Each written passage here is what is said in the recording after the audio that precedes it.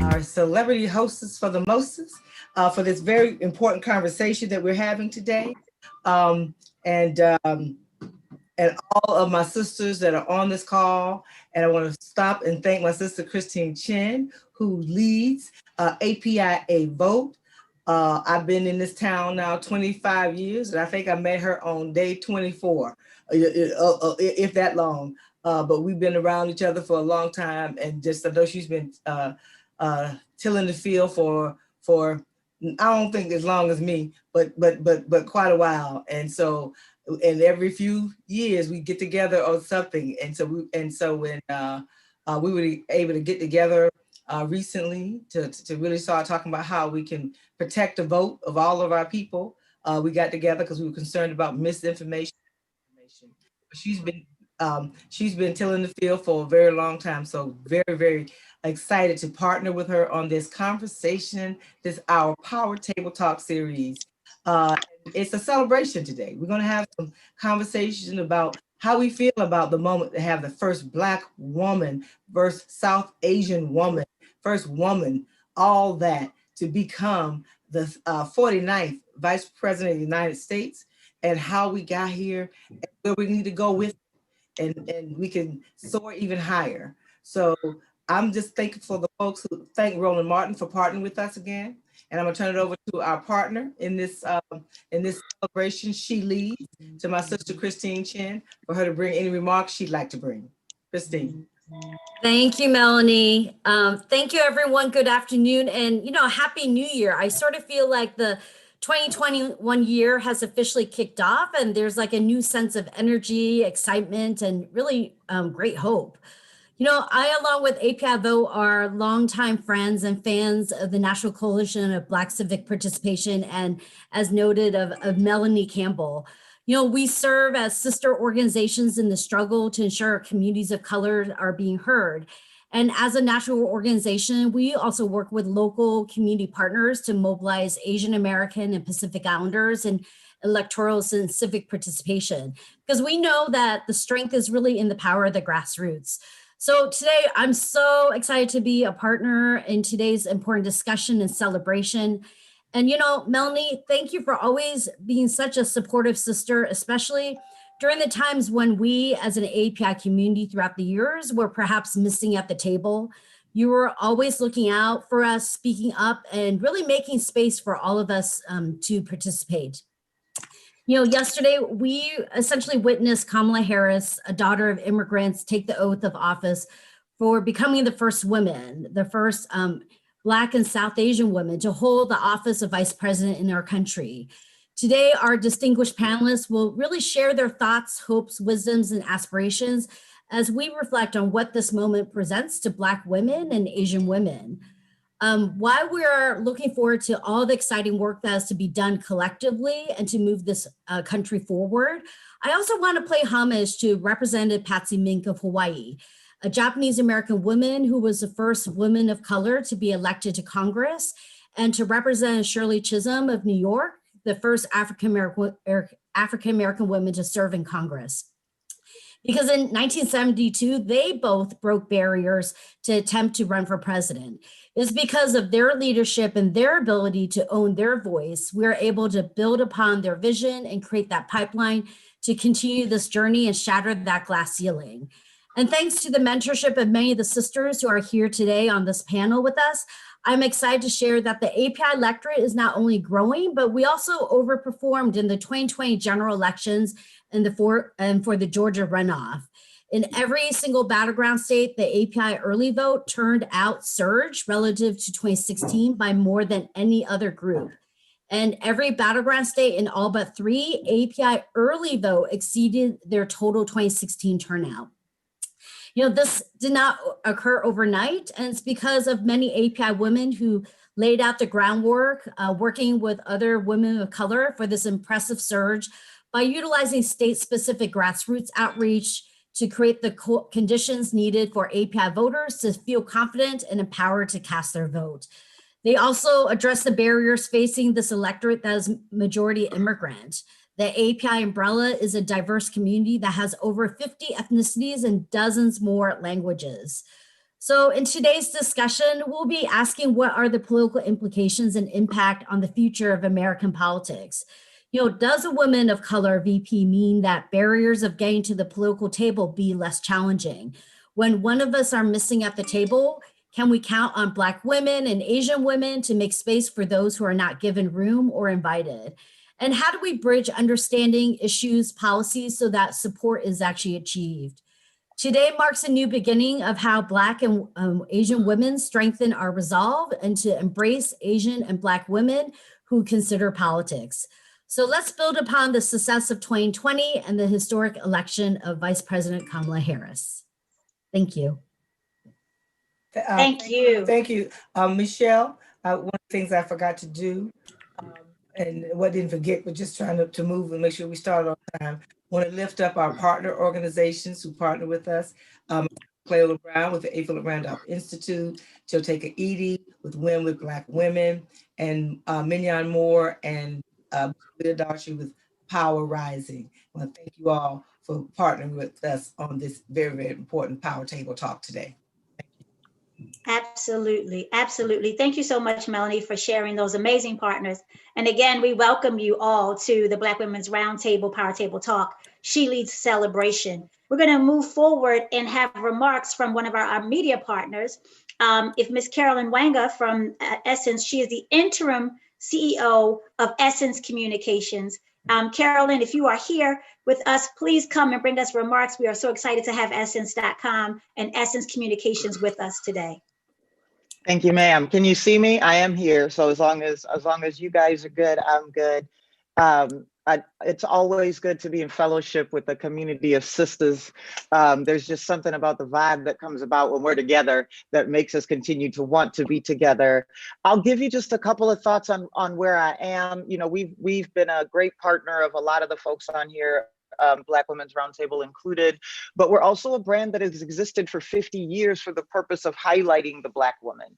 And I think that's where I'll start my remarks about what yesterday created, right? The first thing that I would share with you extremely honestly is that although we have continued to see the world, right, embrace what Black women are, whether it be what people finally saw in the election, whether it be about Kamala's inauguration yesterday, the reality is we already knew.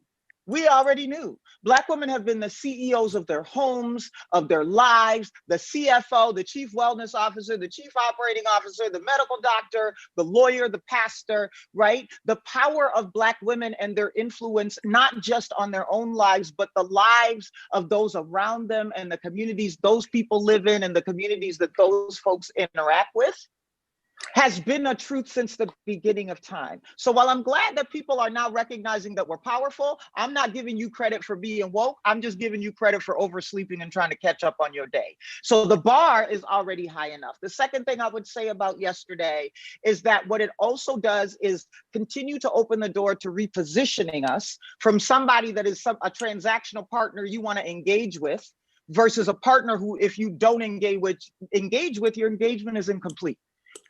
Right? We are driving culture. We sit there. We are not a transactional every once in a while friend. You need us more than we need you. And so I hope that yesterday's moment repositioned the power that we've existed in, that all entities start to recognize across public and private is necessary. And if you engage with us, you change communities because we always pierce through, we take care of them and make sure that they're there. The last piece that I would share that I think is really critical about what yesterday did, right? That aligns to both of Essence's platform, but of course the platforms of all women of color, right, is related to, there is an awesome moment that happened yesterday that makes a day where we've had a Black and Asian female vice president in America will never exist again. That will never be a true story again. And what that means is that for those of us that have benefited from the people and what they did before us, now have to do even more today than we were planning to do yesterday, because now the bar's higher. And we all picked up a baton that was handed off to us by the people that came before us, and we'll be handing that baton off to the people that come after this. Our goal ought to be to hand it off further ahead than where you picked it up. This is a moment of not just national reckoning on what women of color are as an entity that is thriving, not an entity that needs charity, right? But this is also a moment where we tell the difference between equality and equity. Equality is giving everybody a shoe. Equity is giving everybody the shoe that fits, and we want our shoes, right? We want our shoes and we want them to fit. And if you're not going to give them to us, we're going to make them, but eventually it's going to be vice versa, right? We have been subject to sticky floors, broken ladders, and glass ceilings, and that day is gone. Our power exists. Our access was always limited because that power is threatening. And what I'm excited about as we go into this next season that Sister Kamala commemorated, but so many before her also contributed to, is that America, the world, the societies, the entities, the public and private sector will take notes and do it better. Because the power of what we do is going to exist whether they acknowledge it or not. And if you thought we were hood rats, now you see we're a little bit more than that. Well, thank you, Sister Carolyn Wanga. We are so grateful for your words. Absolutely, absolutely. We're going to pick that baton up right where we found it. We're not going to go back and pick it. We're pressing forward. We are lifting as we rise. We thank you so much, Sister Carolyn Wanga, interim CEO of Essence Communications, over 50 years publication for Black women. And so we are so proud to have you as our media partner. We wish you Godspeed. And we know that Essence will live on for another 50+ years with women like you at the helm. Thank you again, Ms. Carolyn Wanga, for your remarks. And we ask that you keep us in your prayers and in your thoughts. Thank you, Carolyn. Next, we are going to move forward. We are so excited. You know, we can't do anything of deep purpose without invocation. That is what we do as women of color. We depend, we hope, we wait, and we trust on prayer to get us through. And so in this moment, we're going to have an invocation by one of our very own. We're very proud to bring her to the space with us today. Help me welcome Reverend Leslie Dwight. She is National Programs and Outreach Manager for the National Coalition on Black Civic Participation and a Minister of Social Justice for the Community of Hope AME Church in Temple Hills, Maryland, a dynamic woman of God who is also a leader in her own right. Help us bring Reverend Leslie Dwight to the Zoom lens for us to have invocation. Thank you, Leslie. Thank you, Michelle. You know, the scripture says in the 118th Psalm that this is the day that the Lord has made. Let us rejoice and be glad in it. And if you watch what I watched yesterday, you indeed found a reason to rejoice and be glad. And I am so excited today that even as I woke up this morning and I began to still savor the moment that happened yesterday, the words that were penned by James Weldon Johnson came to mind. God of our weary years, God of our silent tears, thou who has brought us thus far along the way, thou who has by thy might led us into the light, keep us forever in thy path, we pray. Come on and pray with me to the God of our weary years. God, thank you for being the God who was with us in the weary years. God, thank you for being the one that wiped away our silent tears. But God, thank you that we have a reason to celebrate, God, that you have been with us along our journey. You've been with us along the way. God, we thank you for your word that says that now faith is the substance of things hoped for and the evidence of things not yet seen. God, we thank you for those who paved the way, those that had faith, God, before they could even see it. The Fannie Lou Hamers and the Shirley Chisholms, God, the Gertrude Simon Bonins and the Mabel Ping-Wan Lees, God, these women, God, who were trailblazers, women of colors across nationalities, God, that when they were ignored and they were maligned and they were ill-served by government, God, that they had a faith beyond what they could see. God, a faith, God, that led up to this moment that we can celebrate now so that people like Vice President Kamala Harris could be the evidence of things not yet seen. So God, as we move forward, give us the courage and give us the strength, give us the fortitude and give us the endurance to keep walking by faith and not by sight. Amen.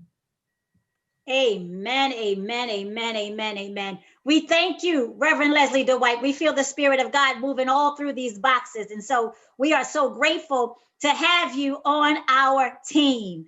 Without further ado, you know, whenever we celebrate, we have to have music. That's just what we do as women of color. Anywhere you go, there's going to be a song, there's going to be a drum, there's going to be a bass, there's going to be sound. And we couldn't let you have this moment today with us at the She Leads celebration without giving you amazing artistry. And I am so excited, so grateful and humbled to present our next guest. Our next guest is a 3-time Grammy-nominated gospel and soul singer, celebrating a decade in solo artistry. Prior to being a solo performer, she was a member for a decade with Donald Lawrence and company. And be real clear, there's something about these decades. Every decade, it seems like this artist does something amazing. And so we're excited that she's with us today. Her album released and debuted back in 2012.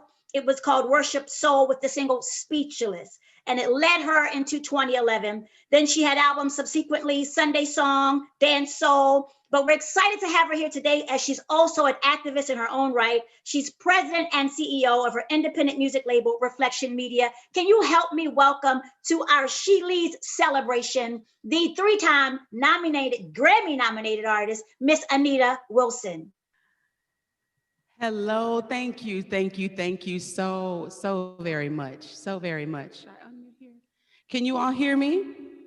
Yes. They give me, yes, all right, I want to make sure we're good. Good afternoon, beautiful women. It is such an honor to be with you today. Thank you for that beautiful introduction. I am honored, I am motivated, I am inspired. I am proud as a Black woman. First of all, I will say congratulations to President Joseph R. Biden and to Madam Vice President Kamala Harris. God is so amazing. He's so faithful. And if I can be honest, as a woman of faith, as a Black woman, and just as a human, I am hopeful for the first time in a long time. And I know I'm not the only one that feels way, but I'm motivated, I'm inspired, and I'm so grateful for what God is allowing us to experience. So thank you for this opportunity to just infuse some more faith into this atmosphere and charge this atmosphere as we go on this journey. This song that I'm going to minister right now, it is about faith, and it's about those things that we don't see yet, but we know that we walk by faith and not by sight. So this song simply says, y'all, it's done. Beautiful women, it's done. What you shall be, it says what I shall be, I already am. God has worked it out on my behalf. It goes on to say, my eyes may not see it, but by faith I receive it. Go on and tell yourself it will manifest. It's already done. Hallelujah. Glory to your name, God. We bless your name. Hallelujah. Listen, it's done, yeah. What I shall be, I already am. It's done. Oh, yes, it is. God has worked it out on my behalf. My eyes may not see it. By faith, I receive it. It will manifest. It's already done. Oh, say it's done. Yeah, what I shall be, I already am. God has worked it out. Yes, He has.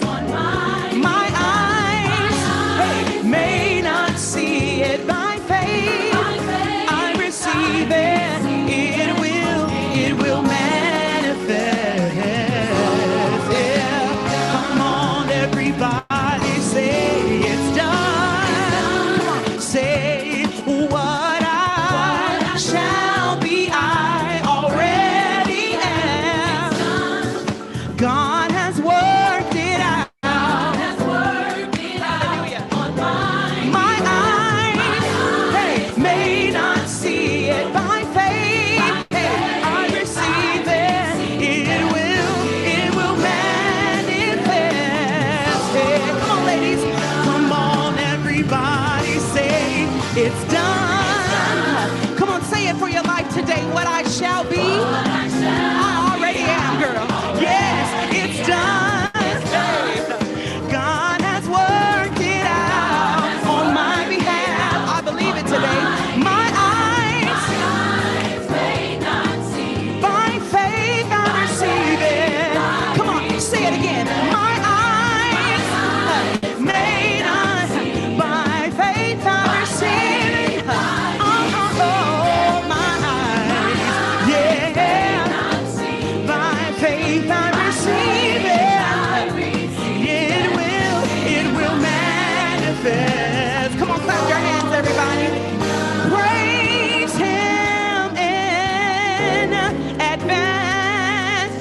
and see what you're believing him for. Come on and worship in advance. You say that. Praise him in advance. Yeah, yeah, yeah. Hallelujah. He did it before. He will do it again. Come on and worship. Yeah, yeah, yeah. If you believe it, say done. Yeah, done. It's already done. Say done. Yeah, done. It's already done. Oh, say my healing. My healing, it's already done. Yeah. Say my victory, glory, my victory, it's already done. Look at somebody, see your healing, your victory, it's already done. Yeah. Say power for this hour, it's already done. Hey, yeah. Say favor for my neighbor. Come on, say it, y'all. Favor for my neighbor. Oh, favor for me. I need favor for me. Hey, I receive it. My healing. I receive it. My victory. It's already done. Hallelujah. It's already done. Thank you, Lord. It will manifest. It's already done. Yeah. Come on, you say it. It will.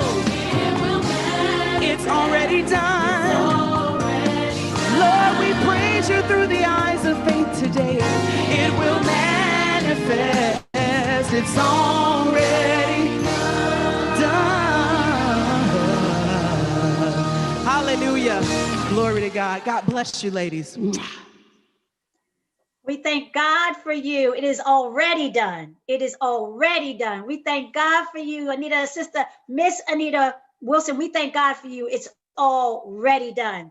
And so we just want to, again, just thank you for bringing all that good energy to this celebration. We have seen it. You saw it yesterday. It's already done. And so we are grateful, but we have so much more to do. And we are so excited to keep this tribute going. So excited to have had you with us today, Miss Anita Wilson. So grateful again for Essence Communications as our social media partner. So grateful for Roland Martin Unfiltered as our partner as well. And so many others, APIA, we are so grateful for you. Without further ado, this is the opportunity where we get to hear from these amazing she leaders. We get to hear from these amazing women who have been boots on the ground and from Capitol Hill down to the grass. And so we're gonna have Miss Melanie Campbell come forward, and Melanie and Christine Chen will co-moderate our first panel, our Power Table 1 panelists. Let me just tell you who you're gonna see this afternoon at this Power Table. You're gonna have the blessing of being able to bear witness to the political scientist. Let me make sure I get it all right. The political scientist and former First Lady of the District of Columbia, Cora Masters Berry. You will also hear from Cleola Brown, National President of the A. Philip Randolph Institute. You will also hear from Glenda Carr, President and CEO of Higher Heights for America. Miss Madeline Milke, President and CEO of Asian Pacific American Institute for Congressional Studies. Mignon Moore, from co-convener of Power Rising, and Miss Joteka Edie, co-convener of Win with Black Women. Buckle up, because this will be an amazing conversation moderated by President of the NCBCP and Black Women's Roundtable, Melanie Campbell, and Miss Christine Chen. We are excited to have you. Let's go, ladies. All right, all right. It is already done. Thank you, my sister Anita Wilson, and thank you, Joteka, for making that connection, because that's what sisters do. So it is already done. And so looking forward to this dynamic conversation, co-moderated my sister Christine Chen. So Christine, I'll start it off with question 1, and then we just gonna do, ladies, we're gonna just flow with this thing. And so it is so exciting. The first I want to ask everyone to answer, and we'll go right in the order. Not sure Mignon was able to make it. I know she had a schedule, so if she's not here, we know she's here in spirit, because I don't see her on in these wonderful boxes we're in. But the first questions, ladies, and Sister Cleola and Cora and Sister Cleola, you all start us off, and then Glenda will come to you and Madeline, and then Joteka. So the question is, on a personal level, what did it mean to you?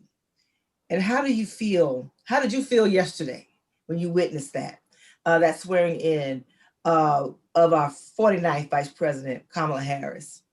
And to be that first woman, that first Black woman, that first South Asian woman, that sister who just emanated. When she walked out there, I was just like, yes. It just was like something just exploded in me that I didn't even expect. So how did you feel yesterday? Sister Cora, Clay, Glenda, and then Madeline, and then Joteka. Hey, Cora, is it you or is it me that's going first? You can start. Cora, then Clay, or Okay. whichever one of y'all. Sorry about that. Okay. She can start. Okay, thank you. I'm sitting here grinning because I'm still full from what has already been offered to this table. I mean, just to listen to Carolyn Wingo from Essence, sister, you are on fire. I don't know where you are on the screen. I can never follow these things, so that's not a slight on you. That's a slowness on my part. But when you spoke, you made me understand clearly that our work has to continue in such a way that there is no letting up. It's let's get ready, let's go. And your freshness really empowered me to start getting some more energy. And I thank you for that. I truly thank you for that. Anita, I don't know where you came from. I've heard you before, but to hear you in this venue is something very, very special. And Joteka, if you did the hookup, girl, thank you so much.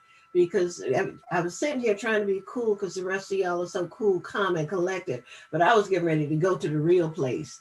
And being from South Carolina, you can't hold it but so long. It just jumps right out on you. So yes, yesterday was unbelievable. I sat there, well, I laid there because my mom and I laid in bed and watched it together.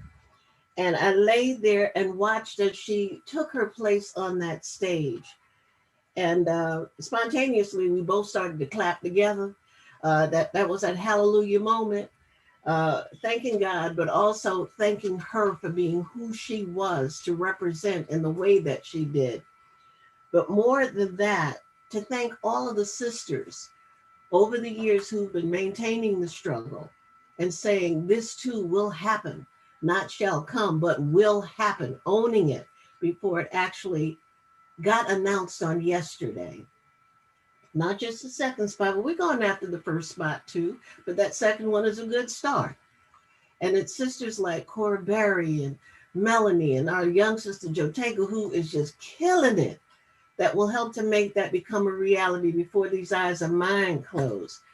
Then as the morning went on and people started to call and text while I was trying to watch the show, it just gave that extra juice. I didn't want to talk to nobody. I didn't even want to text anybody back. I just wanted to be in that moment.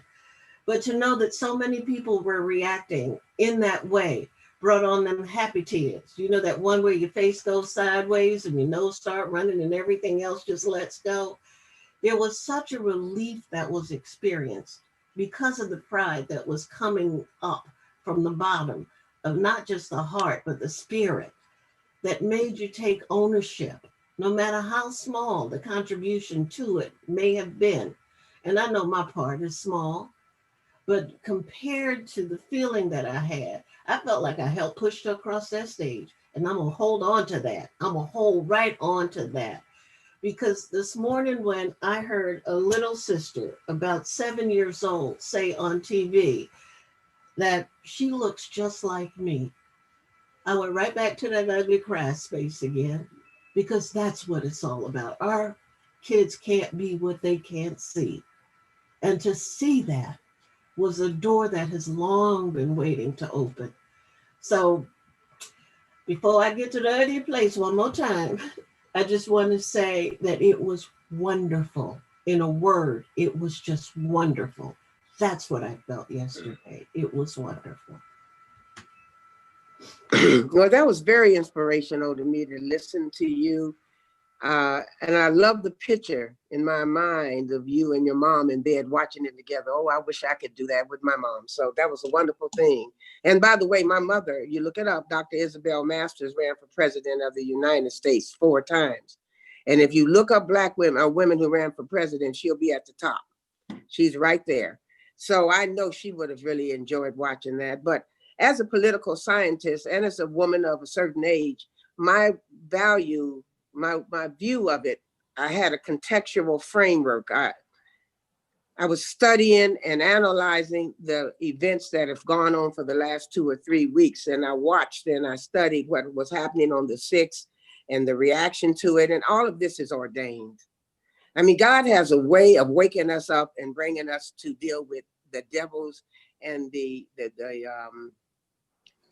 obstacles that we've just gone through too much. And to me, when I saw her, I didn't feel like, oh, this is, because, you know, I have a granddaughter and she doesn't know that you can't be president of the United States. When she was born, Barack Obama was president. So this is all normal for her to see a Black woman and a Black man doing things like that. But I think looking at what we've been through in the last 4 years and looking what we've gone through in the last 2 or 3 weeks,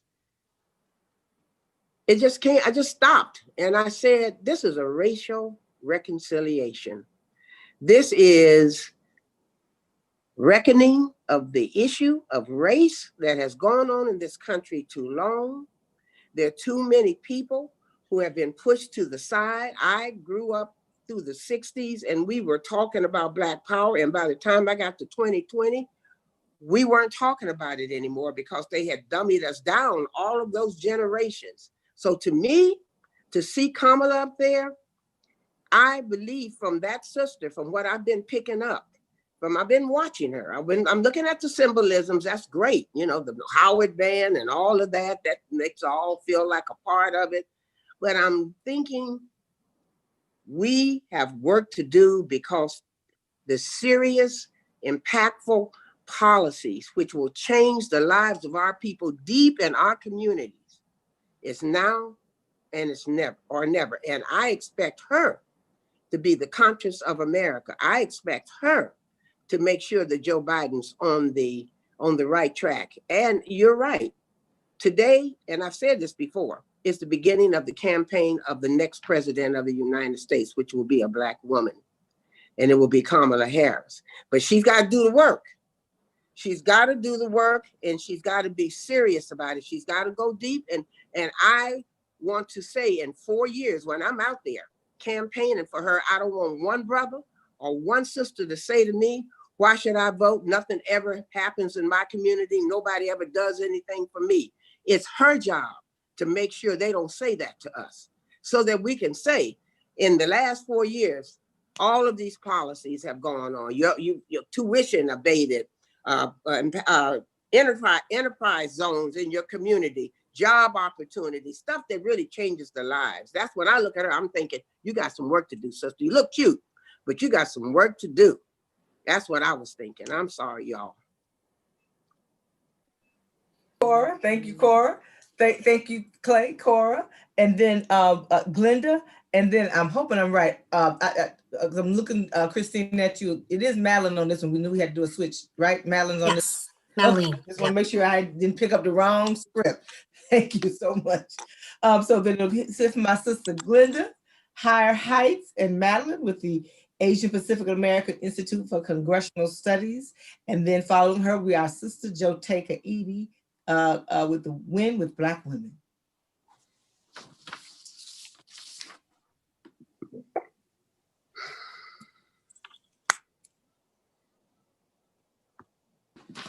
Glenda, we don't hear you.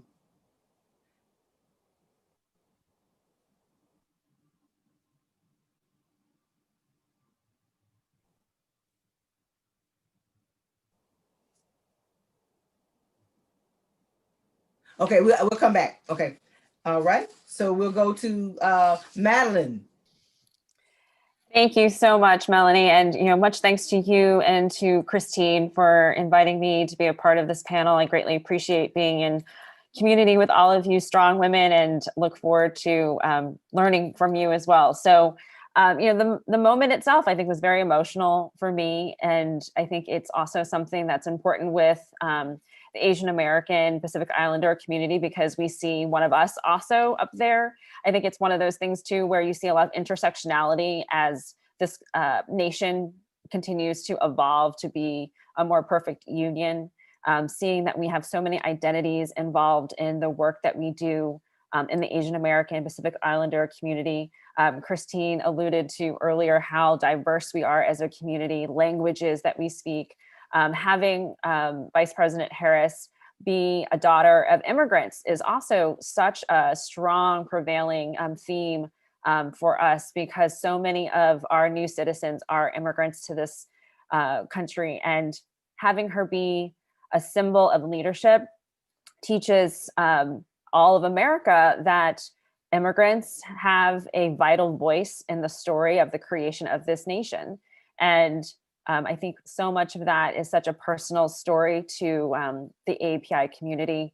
And I'm just so blessed to see it happen, to see a woman of color, and to recognize that all the work that Black women have put forth in this country in the civil rights movement, how we can be an ally and coalition to make sure that we are all working together to strengthen our communities and our families, is such a vital piece of how this country becomes a better one.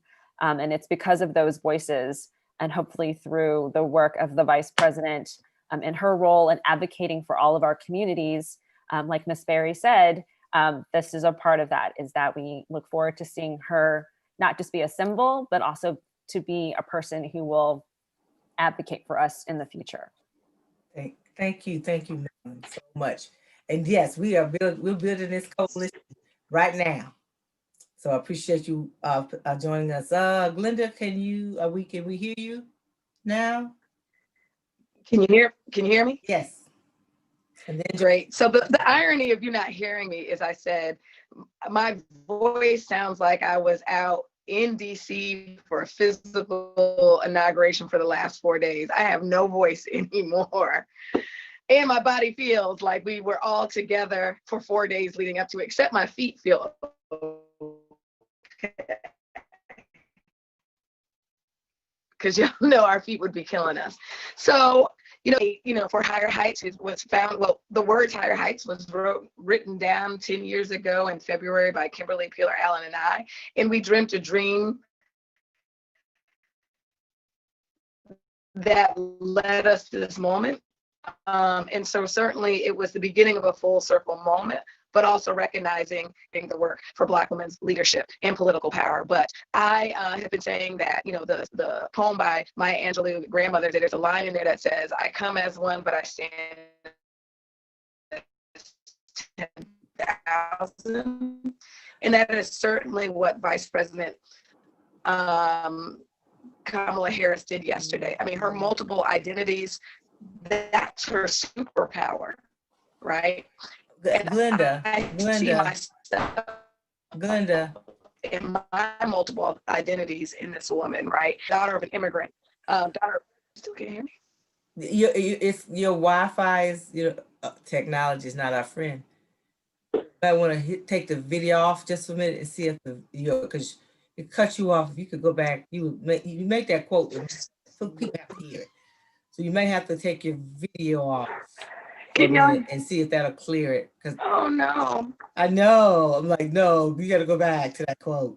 If you don't mind. You don't hear me now? Can you hear me now? Yes. I said that we come, Maya Angelou once wrote, we come, I come as one, but stand as 10,000.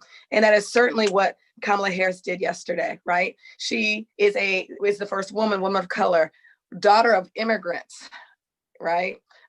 South Asian woman, a member of a historically Black Greek letter organization, a graduate of a historically Black college, a daughter who was bused to, but was in a busing program. I mean, every single piece of that. I am a daughter of an immigrant, a Jamaican immigrant. I'm a member of Alpha Kappa Alpha Sorority Incorporated.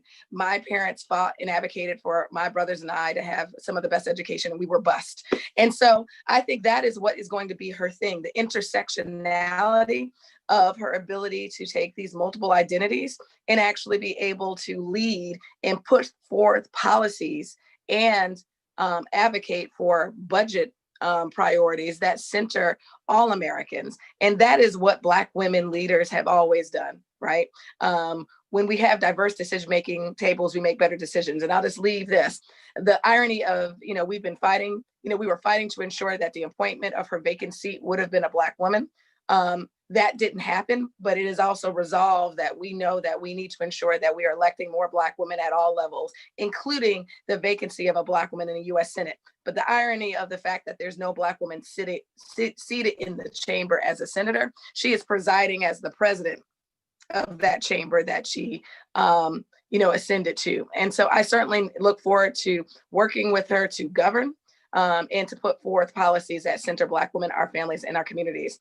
And I'm going to go figure out what's wrong with my internet gremlins today. But I'm so happy to be celebrating with all these women who fought, literally, y'all, these women fought and advocated for Black women to be vice president. And then we got to work to ensure that we were mobilizing our networks to the polls to be able to be in this day. And so I'm so grateful to be in partnership with every single one of these women in the organizations they lead. Thank you, Glenda. Joe Taker. And then I'll turn it over to my sister, Christine, our co-host and co-moderator. Well, thank you both, Christine and Nell, for just bringing us together to celebrate and for everything that you have done to pave the way for this moment to happen. And, as our dear sister leader, my fellow South Carolina sister and mentor, Cleola Brown, said that the table has already been poured into with such spirit. And I think as I reflect on what I was thinking about yesterday, I had the honor and the privilege to be there in person, to bear witness to just what was a monumental day for women of color, for Black women, for all Americans on yesterday. And Mel, I know you were there as well. It just did something for my soul to witness. And for those that were out there, I'm not sure if it was conveyed on television, but when she walked out there, snow flurries began to fall out of the sky. And it was just something that you just really couldn't, it's hard to even explain what I felt like. It was the tears of joy just flowing down the earth from my ancestors and those that paved the way. And when she took the oath of office, the sun came out. It was cold out there, and the ray of sun and across the entire Capitol lawn, we felt warmth. And that, I believe, was just the joy and the radiation of light and joy coming from my ancestors. So when I think about this moment and the moment that I witnessed, for me to be a young Black girl that grew up on a dirt road in South Carolina with grandfathers that tilled other people's farms and grandmothers that took care of other people's houses, it was a sense of immense pride to be witness. Also a sense of pride to just have been and played a small part in the legacy. And I really thought about every single Black woman who stood in the gap, who envisioned, and I had listened to my dear sister friend, Anita Wilson, bring that powerful word of ministry this morning. And what she said is done. It was done. My eyes may not have seen it, but by faith, I receive it. It will manifest. It's done. And I thought about the fact that before I was even born, there were Black women who knew that it was already manifested and done, and they did the work. They paved the way. 22 founders of Delta Sigma Theta Sorority Incorporated who marched in the women's suffrage, knowing that they knew that it would be years before the right to vote would come for a woman. They knew it would be years, but what they knew is that it would happen. I thought about Shirley Chisholm. I thought about Dr. Dorothy Irene Height. I thought about Barbara Jordan. I thought about Sojourner Truth. I thought about so many Black women who paved the way. And then I also thought about all of the sisters that are still here. I thought about the Color Girls, Donna, Tina, Mignon, Leah, Yolanda. I thought about Sister Mel, Sister Clay, Sister Cora, Siobhan, and Rhonda, and Star, and Karen, and the list goes on and on. But I thought about how we all came together to win with Black women, and that this moment is indeed our moment to cherish, to stand proud in. But as our sister Leah reminded us the other night, on Thursday, the work continues. And so I know that we've got work to do, that we have to stand with our sister, Vice President Kamala Harris. We know that there's no Black woman in the Senate. There's no Black woman in the governor's house. But what we know is that it is possible. And as Anita reminded us this morning, that it is done. It is already done, and it shall manifest. Thank you, sister. Call the roll, and there's so many other names. And I'm going to give a shout out to our Black Women's Roundtable.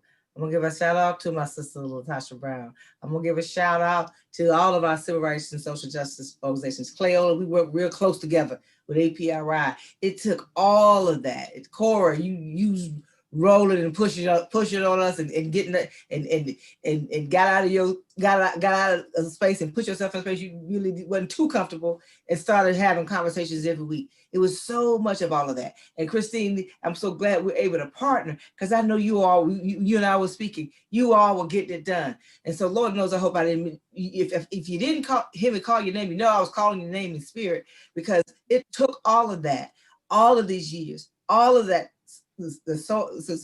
all of the toiling in the vineyards, and I'm going play so I do my ugly cry. Okay, Cleola, stop. Right, I'm going to stop talking. Crying.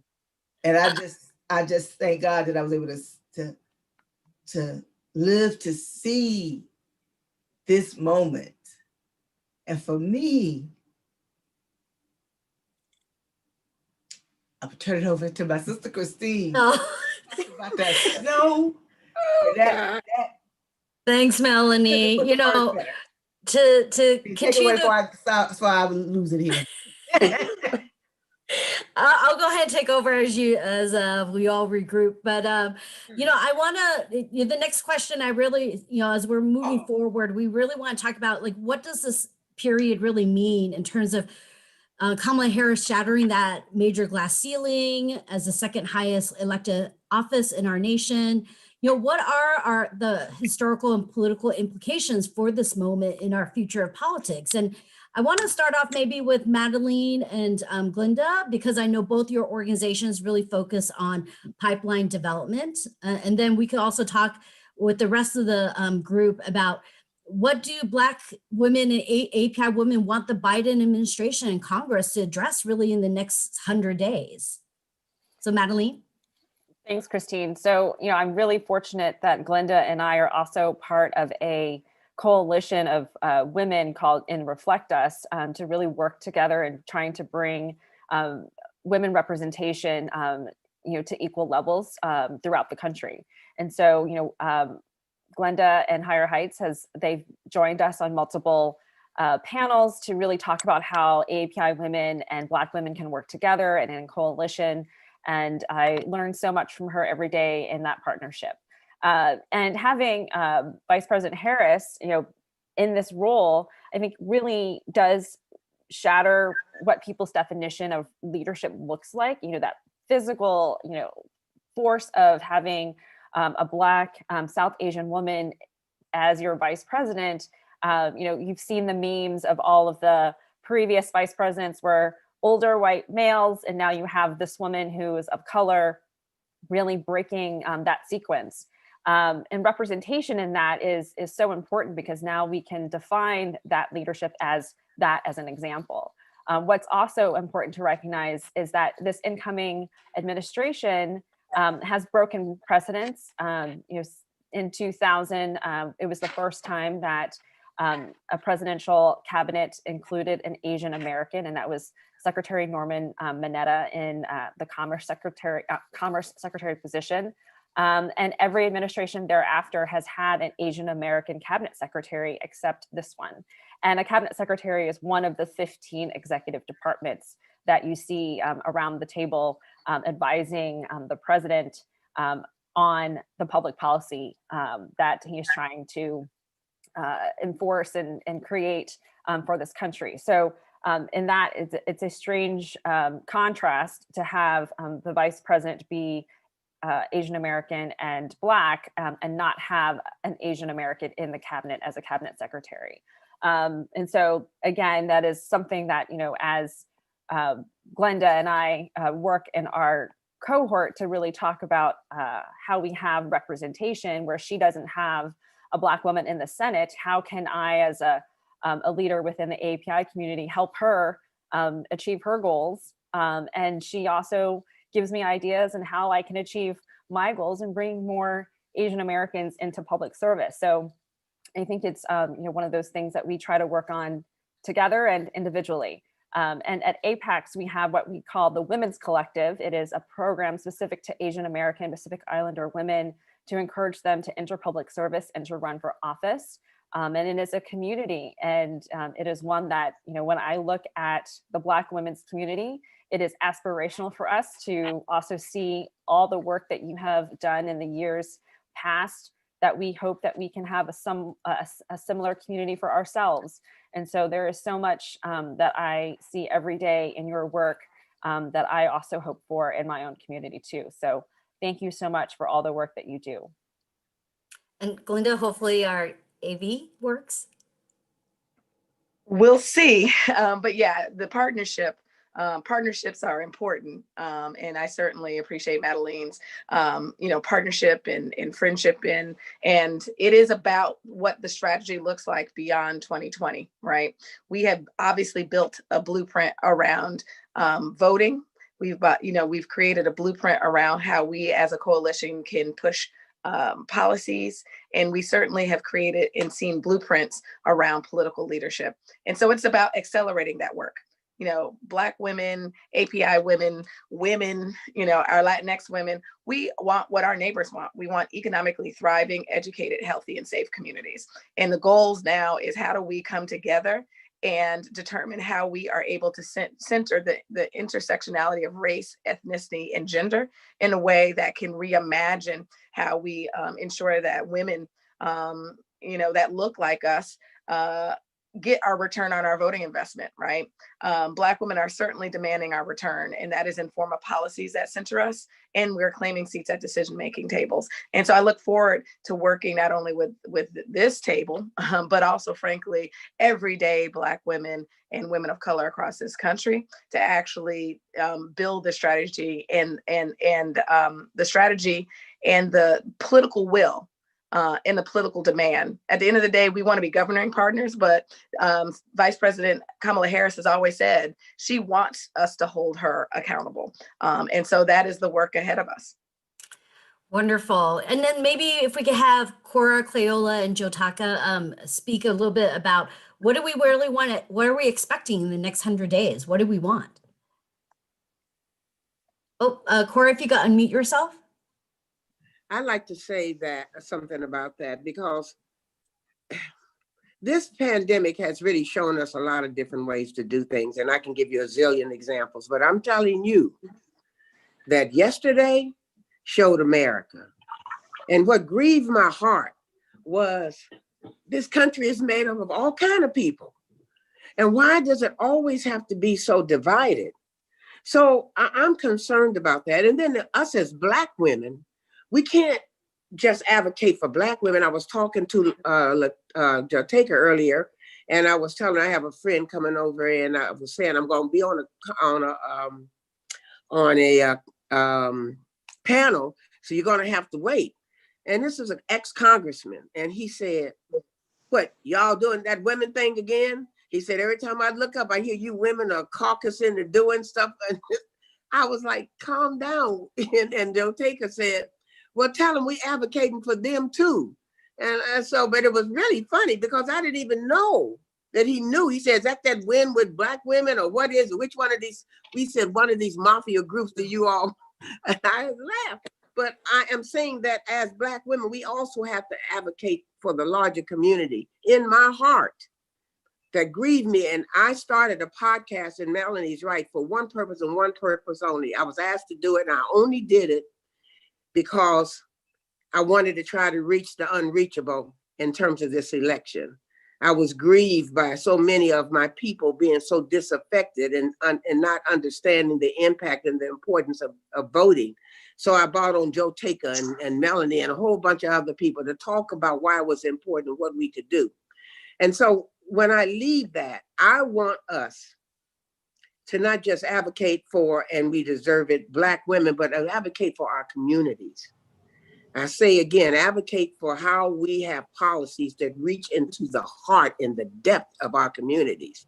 I never want to walk into another community in these 4 years and they can't say to me, I can see what's happening. I see these policies are affecting my life. My children are getting a better education. We have job opportunities. So that's my goal. That's my gift. It's for us using our collective power to advocate for the dispossessed, for the diversity of this community, and for our poor Black men who was over there 19% voting for Trump and are excited right now because some rappers got a pardon. We got to educate. I mean, we have work to do. Because I said to the young woman who said, oh, well, you know, they, what did he say? What's that man with the teeth?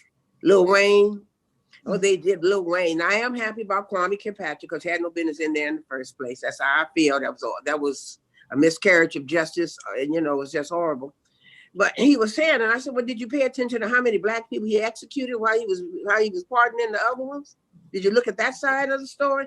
So we have, we got the Proud Boys over there being miseducated, but we also have people in our community that are being miseducated. So we've got to learn how to we got to advocate, get in our communities, push Kamala and Biden, although I have a little bit more faith in Biden. I don't have a lot.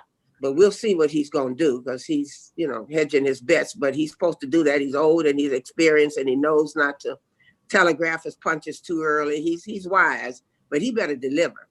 And so I want us to make sure that he delivers, because he's going to have hell on his hands.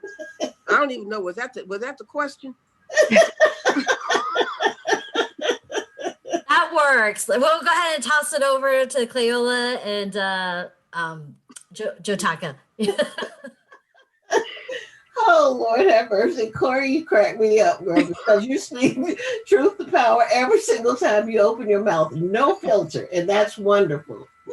Well, what I'd like to see happen during the course of this administration on our part is that as a community of all of the ethnicities that have been spoken about so far, not to do what we did with Barack Obama, which is to sit back and think now we have it fixed. It's not fixed. Or to think that the work has been done. The work is only starting. But to pick up the banner in such a way that there's new energy behind those fights that are germane to our communities.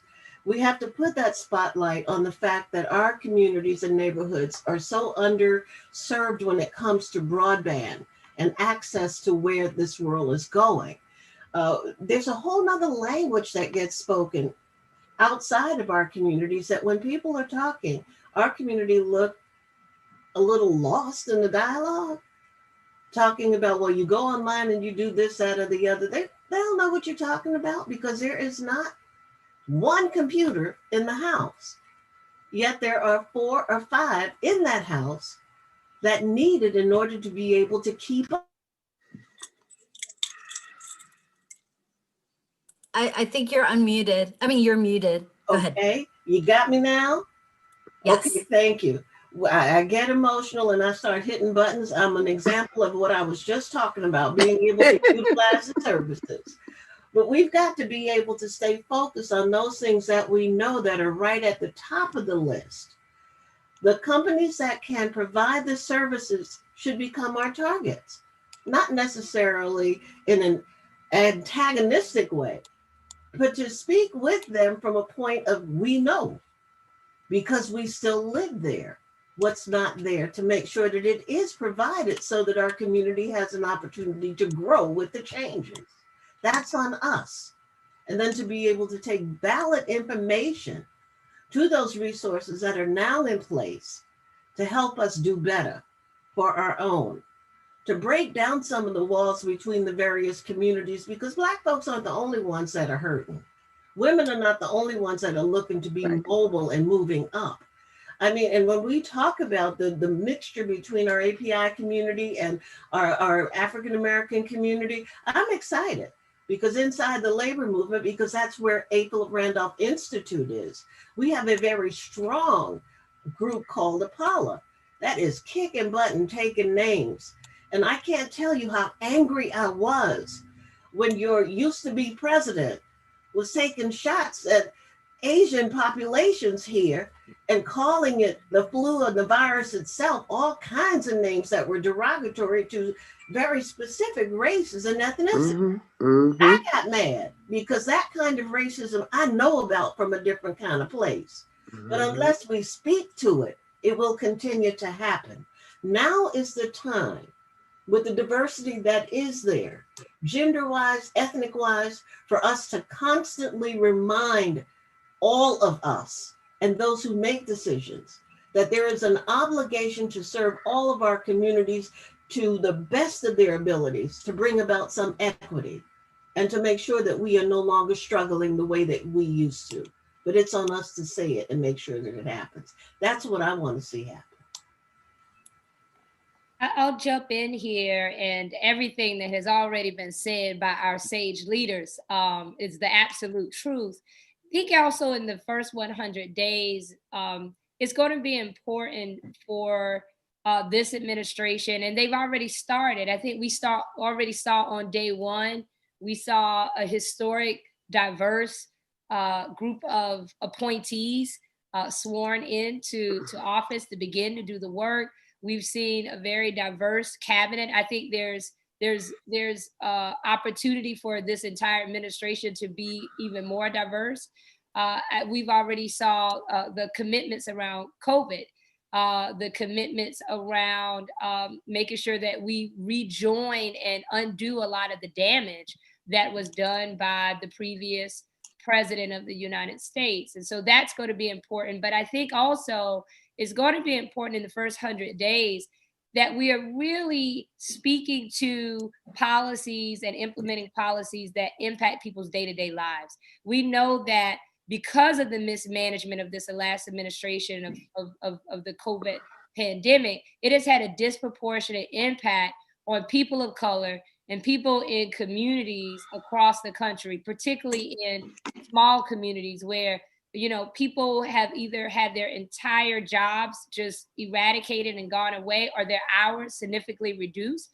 The reality is that people are not, you know, traveling as much. People are not staying in hotels as much. And we know who's working in those hotels. Those are hardworking, largely Black women and people of color of all ethnicities that are working in these places that no longer have their jobs. And then the issue of justice, you know, that was an issue and continues to be an issue in all of our communities. And I think this administration is speaking in the policies that they can at the federal level, but also I think it's on us too to make sure that we are focusing on the local, that in local communities, mayors and city councils and district attorneys, that was a historic number of Black women in Congress. There's been, you know, there is a historic number of Black women mayors and those in city councils and district attorneys. That's going to be important too, to make sure that in those local communities, we are able to lift up and work on policies that impact someone's day-to-day life. What does the education of their child looks like during a pandemic?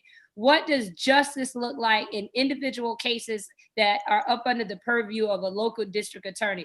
All of those things matter. And the last thing that I would say is back to the earlier question of what this means more largely to have a Black woman as vice president, I think it goes beyond politics in that it is also super important for us to recognize what it means in business, what it means in places like Silicon Valley, corporate America. All of these industries, I think, are going to pay much more attention and be much more intentional about women of color in the C-suite, women of color as CEOs, women of color on their boards, and recognize that it is far gone the time for us just to be the backbones, but for us to take in our rightful place as leaders. Thank you, Joteke, for really bringing this panel to a close as we go ahead and transition to the second panel. Hey, Christine. We had one more question I wanted to ask before we do. Oh, wonderful. Okay. Thank you. Look, but let me let you have your closing remarks on this panel first, and then I'll. Oh no, go ahead. Let's go ahead. Okay. And then some of you all have already answered the question, and in some ways, but I did want to. I think it's really important that we talk about how we pay it forward. So what are you going to do? And this is like rapid fire response question to continue to. Everybody on here is paying it forward. But what else in this moment do you see as a quick round robin of how you want to pay it forward for the next generation of Black girls and API and Asia Pacific Islander girls and young ladies to see themselves in this moment, and they can see themselves with them. Just quick round robin, and I'm not gonna call names. Whoever wants to jump in there. I'll be first. Okay. Because I can answer that question very easily. I founded and run a $35 million facility called the Southeast Tennis and Learning Center, and we radicalized, to use that term accurately, our Black kids, and we teach them and we educate them and we portray the Melanie Campbells of the world. And I had it's so interesting. It's become an institution in the city. And my email and my Facebook post was Blacks and Wax, Blacks and Wax, that little girl in Blacks and Wax. So you're gonna teach the kids about Blacks, so I'm gonna continue to do what I do, which is educate, radicalize my people as they come through my community and stay deep in my community. All right. Well, I'll go next. I think in the rapid responses, I have been very focused on training my replacement to make sure that there's not just a spot available, but a warrior that is in place to continue the struggle as we move forward. And to do all of that in sincerity so that she knows, and it's a she, all right? So that she knows that there's a responsibility there to not just grab for forward, but to reach by her side and behind her to pull other people along. That to me is what will help us to build that really strong base for where we need to go and to open your eyes, not just to us, but to all of us. That's what I wanted to. Yep, and at Higher Heights and myself personally, we're going to accelerate the work to help Black women vote, run, win, and lead. And I'll jump in myself personally and Win with Black Women. We are committed to creating a space for Black women across industries to connect. And also elevating our collective power and agenda and making sure that the next generation of young Black women step in to the power that exists already within them and giving them the space to lead. And finally, making sure that we see Black women everywhere, whether it is in magazines, on television, on networks, that we see Black women, because as it was said, it's hard to be what you cannot see. And then with Apex and myself, we're working every day to really uplift the Women's Collective and highlight API women in leadership positions as role models, and also as they work with other women of color to be good allies. And so we continue to do that, and we look forward to working with all of you in our shared goals. And Christine, what about you? What about APIAVote? I'm already, I've already seen it everything coming together this 2020 cycle, just because with everything that we're all faced, I've seen the collaboration that's been happening, and I'm really hopeful. I mean, even just for the fact that in the API community, we had the API Greeks and the sororities and fraternities who typically are not as engaged in paying attention to the elections. We had one group, the Kappa Delta Phi sorority. They were inspired by the Stroll to the Polls movement that was led by the Black Greek community, and they participated in that. And so to me, that gives me hope as in terms of what we could do to inspire this new generation and for them to continue on and push us even forward. So with that, I think, yeah. Okay, and I have to shout out to my sisters who are paying it forward, right? With the Black Women's Roundtable, with Black You Vote, with all of our unity partners and our coalition partners, you know, they're paying it forward, you know, and I gotta stop because I'm thinking about that 100 days and and all that happened in the states that we all worked in. I'm gonna lift up those sisters in Georgia for a minute. I got to call the roll. Can I call the roll? I got to call Helen Butler name and Deborah Scott and Felicia Davis and Mary Pat Hector and our sister, Brother Sawyer, who was out there. Stacey Abrams, we all know Stacey. So I want to say Insane. And who I'm leaving somebody out. Call her Georgia name. Danielle Brown. Right, thank you very much. Felicia Right.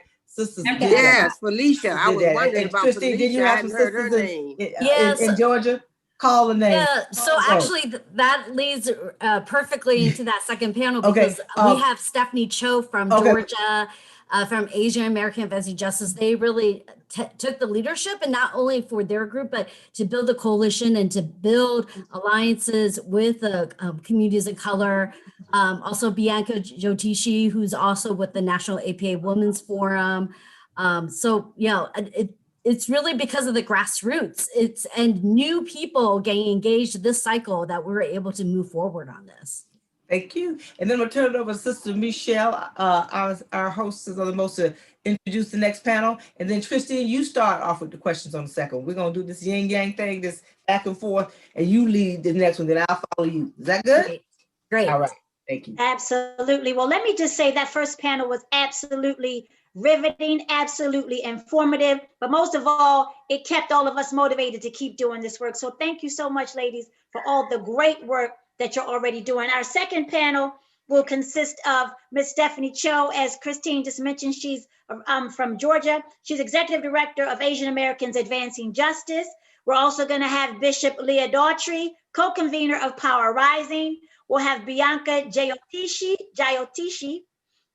Georgia organizing manager for the National Asian Pacific American Women's Forum. We'll have our very own Black Youth Vote from the national office, Ms. Acacia Newman. She's project assistant in Black Women's Roundtable, as well as Black Youth Vote and a part of NCBCP. And last but not least, we will have Dr. Allison Scott, who is president and CEO of the Kapor Center. Ladies, have at it. We are excited to hear from you today. Great. Maybe we'll actually continue with the conversation in that order of Stephanie and then Bishop Leah Daughtry to lead us off. But actually, I want to find out, you know, what are really the next steps in building these closer relationships and stronger coalitions between Black, Asian Pacific Islanders and other women of color to ensure that we win on these issues that are mutually important to our communities. We know there are local elections happening in some of the states. And then we also know, you know, 2022, the midterm elections are just right around the corner as well. So if we will start off with Stephanie and then. Hi, great. So in Georgia, the road to sort of this big change, this big wave, as all of you know, has not happened overnight. And there's been so many people, and I wanted to also uplift Tamika Adkins, Wanda Mosley, and also Latasha Brown too, in sort of a roll call situation. I think there's been a tremendous sort of gain that has really happened over the years. And I think when we're looking for coalition work moving forward, it's really the work that organizations in the South have done that I'm really inspired by. And I think that there's been a lot of movement that has really been intentionally intersectional and not transactional. right? And really built on the relationships that people have that have been doing the work over the years, which I think has really made a huge difference. And when we're looking about doing any policy work at our organization and many of the organizations in Georgia, we're constantly looking at how do we be innovative and how do we make sure that the issues that are happening at the grassroots level really are made into real policy. And I think that that work has really transcended and really given sort of truth to power for a lot of the different issues. One is around voting rights. The voter suppression issues, I think that people more recently nationally understood as a bigger problem in Georgia. I think it's just a more recent understanding, like the issues in different communities and the ways that voter suppression and white supremacy work together to really hold down the vote for people of color. And I think despite all of those things and what's happening and moving forward in the local work and then also nationally is that there's a fight back now, right? There's all these people now that saw the power, right, of the immigrant vote, the Black vote, and now they want to suppress that even more on a national level. And they want to take that playbook from what they saw in Georgia, how they tried to take us down in Georgia, and they didn't. So moving into legislative session, even right now, there's a bunch of terrible bills, but we have built a really strong coalition that is multiracial and that is working across the state to really look at how we can get more people involved in some of those really key areas where people don't realize that there's immigrant Black voters in those areas. Maybe they see it now on CNN because they saw the map or whatever, but now we were going to do that anyway. So the way we sort of see it is that coalition building is important all year long. It's important when no one's looking, and it's really important to really move forward so that we can change from basically our place of fighting and fighting for every single thing to a place where we can really move towards really progressive and new policies in Georgia. Thank you, Stephanie, and congratulations, because it really was a collective effort for the Georgia runoffs. So with Bishop Leah Daltrey, I mean, you've had a long legacy. Many of us are really have continued to learn from you. You know, what do we need to know as we move forward and continue to build and actually address the issues that need to be focused on? Oh, if you could unmute yourself. Thank you, Christine, and thanks to Sister Melanie for her leadership and all the ways that she works every day to build the kind of coalitions that we're talking about today. You know, coalition work really begins, as Stephanie said, every day, not even really around work sometimes. I think what lacks, I think, in our communities often is just the relationship building and the getting to know each other. We like to, and sometimes, you know, we're women, we just dive right into that work, right? But what our country needs, I think right now, is for us to really see each other, to hear each other, to understand where we're coming from, and to really to expose and dive into the principle that you don't have to be just like me to be just like me. So if we can, I think some of us just dive into the relationships and start to build strong sister bonds with each other that transcends issues so that when issues come up, we know who's got our back. We know who we can go to. We're familiar with one another outside of the work of rallies and signs and protests and all of that, but we can understand one another as sisters who share similar issues and similar bonds. That makes the movement work that much stronger. That makes the movement work that much deeper because we have built trust with one another around, well, of course, we're in COVID now, around Zoom screens. But when we can, around kitchen tables, because particularly among African-American communities and Asian American communities, the culture is very similar. We bond around food, we bond around families, we bond around sitting and the aunties and the uncle and getting to know one another. And I think when we learn to see each other as women, as sisters.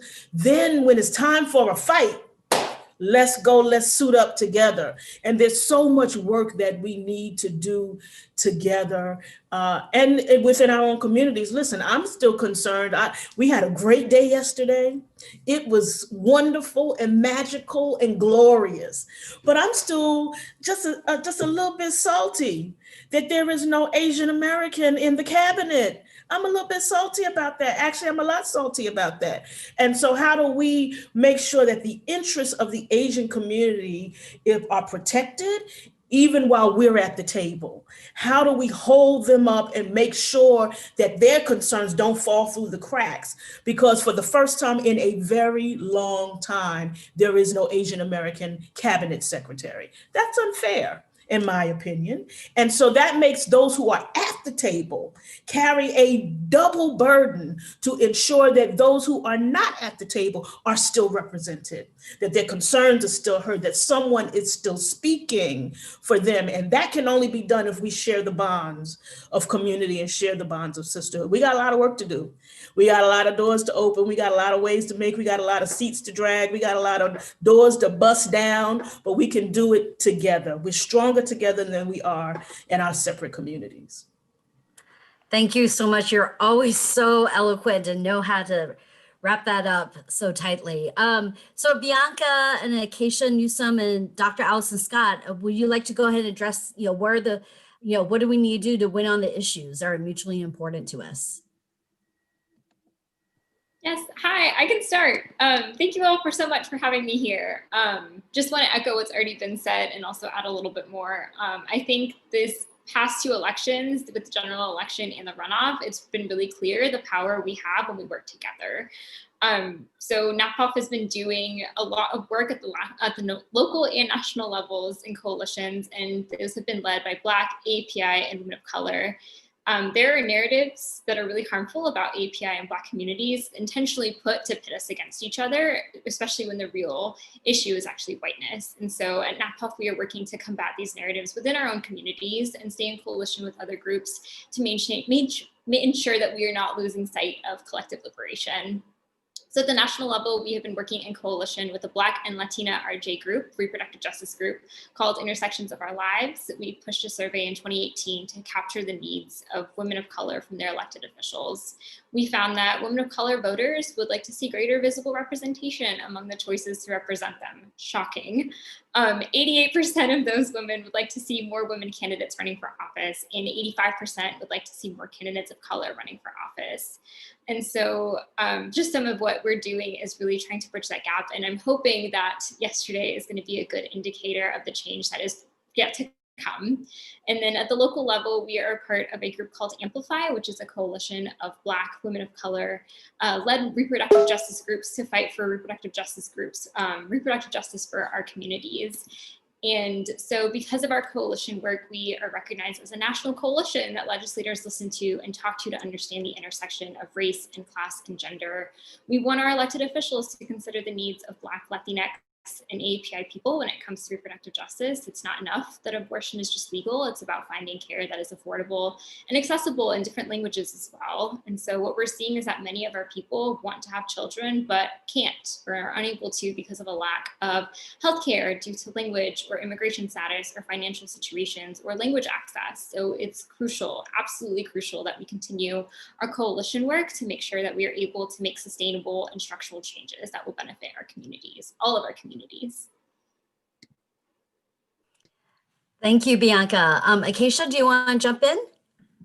Yeah. Hi, everyone. I would like to just say that I want to just honestly amplify everything that everyone has already said, simply because all of that is just facts. Like that's what we say it in our generation, it's just facts. So I think that one thing that will really help is that if we just continue to build the momentum, you know what I mean? Continue to do the civic engagement that we have already been doing, you know what I mean? And I feel like that will, just the sthe way that it made an impact in the election, it should make an impact in this new administration.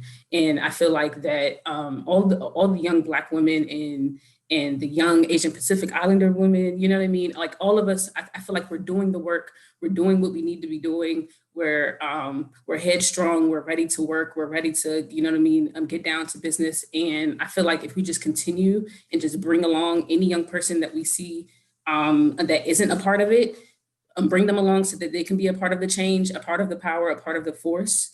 And I feel like that right there will grant us our wins. Thank you. And then we'll wrap it with Dr. Scott, and then I'll hand it over to Melanie. And Dr. Scott, I don't think she's made it yet. Hopefully she'll make it before we end. She's on the West Coast, I believe. And so hopefully she'll come on board. So, and before I forget, thank you. I don't know if we said it formally, but I want to thank our first panel of Power Table sisters who were on the last panel. Sisters, I'm going to combine a question. We've talked a little bit about the 100 days, but wanted to see, and Leah, Bishop Leah, we were witnessing that together yesterday, and Sister Joteka, and all of us were witnesses from various, either physically or through all of the ways we could watch this thing. I want to ask you all the same question we asked our first Power Table panel, and that's on a personal level. What did it mean to you? How did it make you feel seeing our sister become the first vice president, 49th vice president, as a Black woman, a woman of South Asian descent, with Jamaican roots from in her family, and just this powerful sister woman, this woman become that first vice president for all of us. I felt like we were all becoming the VP yesterday. And how you paying it forward for the next generation? So I'm just going to combine those two questions. And I'll start off with, we'll just go the same way. Stephanie, and then Bishop Leah, Bianca, and then Acacia. And if Dr. Scott is on, maybe have her just make some remarks if she's able to make it. I watched it with my daughter yesterday, which was very exciting. She asked me, I was crying like everybody. She asked me why I was crying, and I don't think I had a good answer for her because I was still processing the whole situation. Part of it was relief, part of it was remembering what 2016 felt like, especially working on election work in Georgia, and the aftermath of it over the last 4 years. And then she asked really very clearly, blankly, like, with President Biden, is he a nice person? She just asked, she's like, is he a nice person? Because she had heard that, Trump was not a nice person. So she just wanted to know. And I said, I think he tries to be a nice person. I don't know if I answered that good. And then, and then same thing with Kamala. And I was like, yeah, I think she tries to be a good person or a nice person. And so she was like, good, that's good. So I think, trying to figure out ways to talk to a 6-year-old about what this meant to me or what this means, I think is also something that I'm, processing and struggling with as well. And when I think about the future, right, I think about her future. I mean, she's only 6, but I work with a lot of young people. And I think the sort of point that I see is that young people are better, I would say, are more equipped with the idea of de-investing themselves in whiteness and being part of that status quo.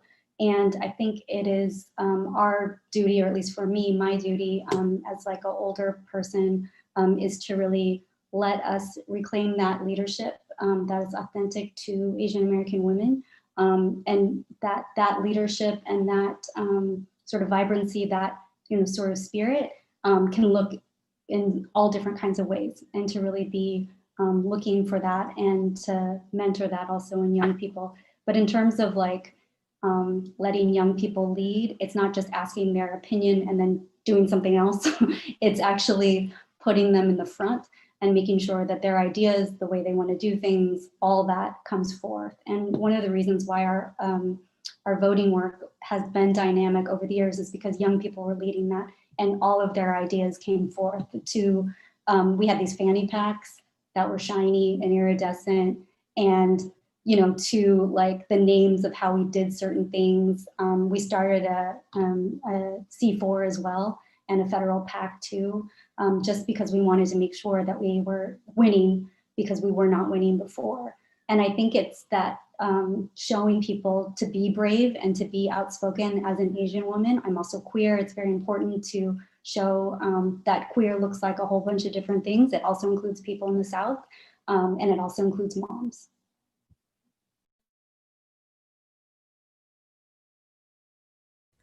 I think I'm next.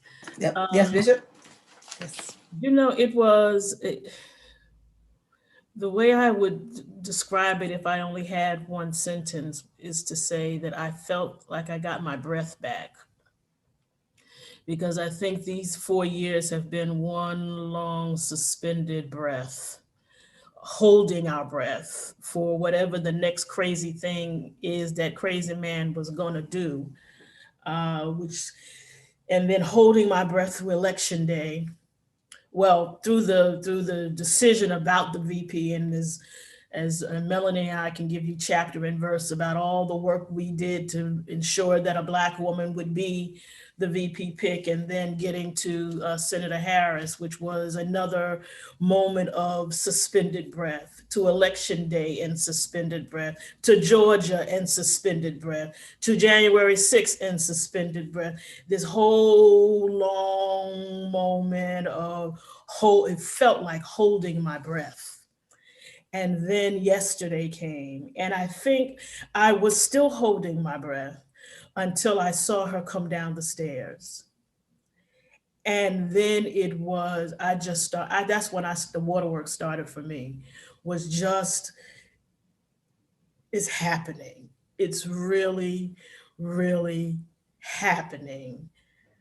And Melanie and I were fortunate, we were sitting near each other. We had a lot of our collective was there, but she and I were like right near each other. So we were like, can you believe this? And oh my God, and going back and forth. And I think we must have turned to each other about 40 times yesterday. Just like, can you believe it? Because we were right, like, right across from each other. And it was just this moment of all the years of work, all the years of struggle, all the years of fighting, all the years of our ancestors just trying to live to get to this moment. And it was just, here we are, which is not to say the work is done or that we don't have more to do, but that moment was just for me, I got my breath back and I feel like I can run 10 more miles or 100 more years because of this one moment. And so what do I do next? The work of my faith, the work of Power Rising, the work of Black Church PAC, the work of the Proctor Conference, all of us together, is to continue to pour into the next generation of leaders, to ensure that they have the benefit of what we've learned. There's no need to make the mistakes we made, so they can learn and grow and move on, and to continue to make space. There's not enough space for us in America. We need more space, and to allow and to keep kicking open doors, because some doors are not going to open politely. Some doors got to be mowed down, but to mow them down so that we all have all the space we need. Because you know what, in the end, it's not pie. There's plenty for everybody. So if we can just make the space for every voice to be heard, and that's the work I'm committed to, making the space, lifting up the next generation of leaders, and to continually say, the leadership line is short, get in it. Amen, sister. Amen, sister. Amen. We just go sit in that. Christine, we do that. This is sister thing. We're just gonna sit in that for a second. We're gonna sit in that for a second. Thank you, sister. I was like, when I saw you yesterday, I was like, yeah, you're right. We just kept looking at you going, You know, and I've, and, you know, and many who have gone to formal things like that, you know, sometimes you don't want to be in. So I was like, afterwards, I was like, woohoo, yeah. I was like, I'm just like, because you're right, just the breath of fresh air, just air change. It started changing in the morning. We ain't gonna call no name. I just saw this plane leave DC airspace. Thank you, Jesus. That's all I'm gonna say about that without calling a name. So thank you, Sister Bishop Leah Daughtry. And then now we'll hear from and I'm gonna just reset the questions again, just because I know I see that Dr. Allison Scott has joined us. Thank you, sister. From she runs the joint. She runs K4 Center. She's the president and CEO of the K4 Center. And so well, combining. I hate to do this, but I gotta jump. I gotta go be a pastor for a little Thank while. you. Thank you. Thank you. Love you all. Call me if you need me. And love those pearls. Absolutely. Carry the pearls day on through the day. We combined question, and it was like yesterday meeting. How did it personally feel for you yesterday? And when you witnessed that swearing in of our sister Kamala Harris to be the 49th Vice President of the United States, and then how are you paying it forward for the next generation? So then, Acacia, Bianca, Acacia, and then Dr. Allison. Yeah, hi again. Yeah, yesterday felt really personal to me. I have so much in common with our now Vice President Harris. My parents also divorced when I was really young, and my sister and I were raised by our single mother. And in the Indian community, even now, there's a huge stigma around divorce. So all my mom's friends and families ostracized her, even though she had no job and 2 small children to raise on her own. And she did a pretty good job, I can say. I think I turned out pretty great. And she also did a really great job of making sure that we maintained our cultural roots. And so even though we didn't really have anyone to celebrate it with besides ourselves, I spoke 3 languages at home. And for lunch, I would take chutney sandwiches or roti and curry or sabji to school. And so it was really these experiences that shaped my career in activism. That's why I'm here. That's why I'm at NAPOF. That's why I love the work that I do. And it's not something that my parents have ever understood. They're still trying to get me to go to law school or medical school.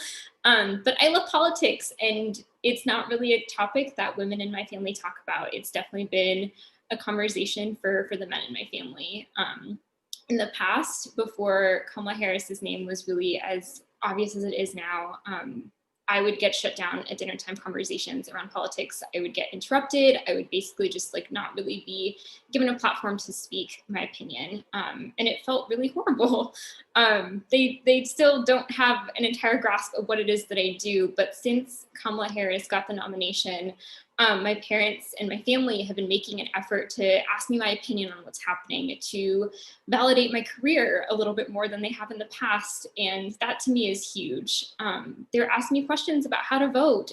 Is their voter registration okay? They're asking me like to check up on those things for them and help them through that process. So many of my family members have turned out to vote in this election because they see someone with a shared heritage. So this is huge for me.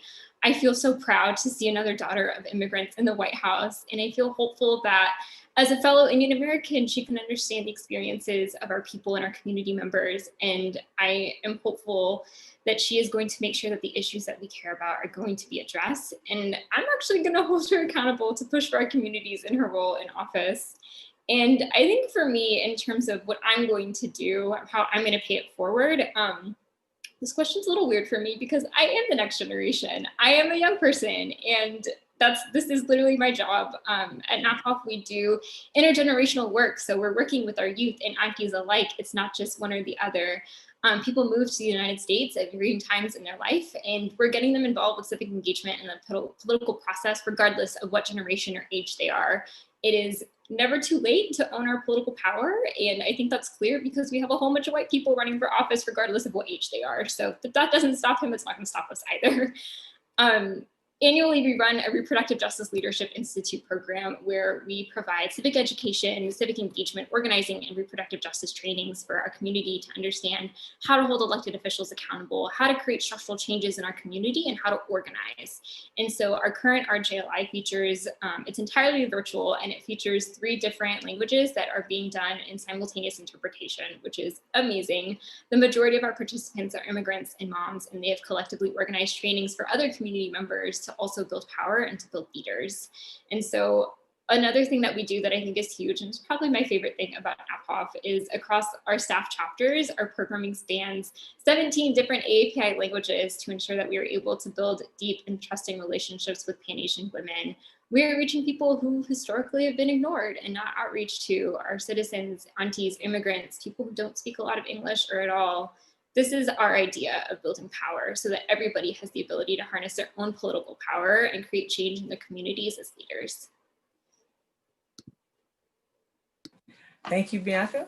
Acacia, and then Dr. Allison. Hi. So yes, I would like to, hold on, wait 1 second. Okay. So I would just say for me personally, I felt 2 things, relief and blessed. So first, relieved because honestly, I did not know what or where we would be if we had to go through the same 4 years that we just went through.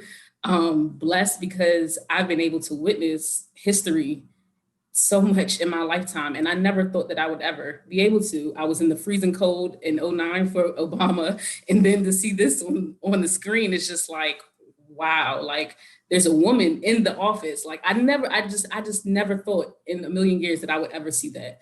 And it feels really good. And I want to say for our generation and for the generation coming up, I want to say that we are really, like right now, I feel like we've shown that we've been very hard on the candidates and hard on, you know what I mean, Biden and Kamala and the things that we want to see for them to do.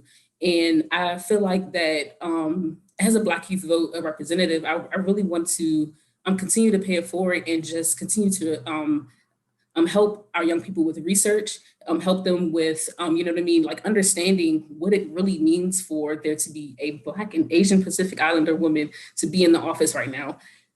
Minus everything else that they want to bring up, minus everything else that, you know what I mean, comes up in the news and in on Twitter, especially. It's just, there's so much more to look forward to. There's so much more for young people to realize that a Kamala can do and Biden can do, you know what I mean? So I just really want to make sure that our young people have the knowledge, they have the research, they have everything that they need in order to trust that that we can affect change in this administration. Thank you, Acacia. And Dr. Allison? Beautifully said. My gosh, I don't know how to follow all of these these wonderful sentiments. Acacia, I was also there in 09 in the freezing cold, and I think the juxtaposition of 09 and the elation that I felt in that moment in DC when Obama got elected for all of the reasons that are mentioned about representation and just how important it meant to me personally and to my family. And then to also be in DC in 2016 or 2017 in January during that inauguration and just see, literally visualize the difference in what America can be and what it became almost overnight. And I think I am super excited to be in conversation with you all. And I would be remiss if I didn't uplift all of the work that went into getting Biden and Kamala elected, even before we get to how important yesterday was. Like on the day that the election was called, I cried all day long, and I cried all day for so many reasons. It was relief, as you said, what does 4 more years of this look like? And for me, the first time of hearing Black women be uplifted in national media as having played a role in the democracy of this country just meant a lot to me. So then to go from that to the win in Georgia that you all just absolutely crushed it on was like, I could not have imagined anything better. So the icing on the cake was inauguration. And as Bianca said, as a HBCU graduate, that was what really stood out for me, is to see the Howard University marching band escort Kamala into the White House was just spectacular for me. So I am still trying to process the excitement and what it means for the future of our country. And I was just on a call. I apologize that I'm late, but I was just on a call that somebody said, you know, this is a really important moment, not just for representation, but for thinking about where does this country go from here? We've seen what this country could be, and we have an opportunity to create something better. And so in terms of paying it forward, I think, you know, I can talk about some of the work that we do, which is focused on diversity and technology. So you might say, well, how does that relate to civic engagement and grassroots activism? I think we all just saw the importance of technology and how it played a role in every aspect of our democracy. So we are doubling down on increasing representation across the entire tech sector, because we have to have an informed citizenry. We have to have informed young people. We have to have creators who are creating new products, and folks to hold these people accountable, so that we don't have platforms that are promoting white supremacy in the ways that they have that led up to the storming of the Capitol on January 6th. So I see all these things intertwined. I'm here for the long run. Super excited and grateful and honored to be a part of this conversation, and just truly appreciate all of the hard work that went into this historic moment. Thank you, Dr. Allison. My sister Christine, any thoughts you had? I know we didn't really go into, because we're at that time and we don't want to, we didn't want to go over overtime, but just take a couple of seconds, couple of minutes to just say any closing remarks and thank all of you awesome sisters who joined us today, and shared your thoughts and shared your intimate thoughts about how you felt. Because sometimes we I don't want to really talk about how I feel, but I appreciate you sharing that. So somebody out there, some sister and brother for that matter, who feel like, you know, it's okay to, sometimes we don't like to, we say, because we are holding our breath, afraid to celebrate. But you know, we can't let the devil steal our joy. That's what I was told growing up. So we're gonna enjoy the moment, knowing that it's not the only moment. It's okay to enjoy the moment.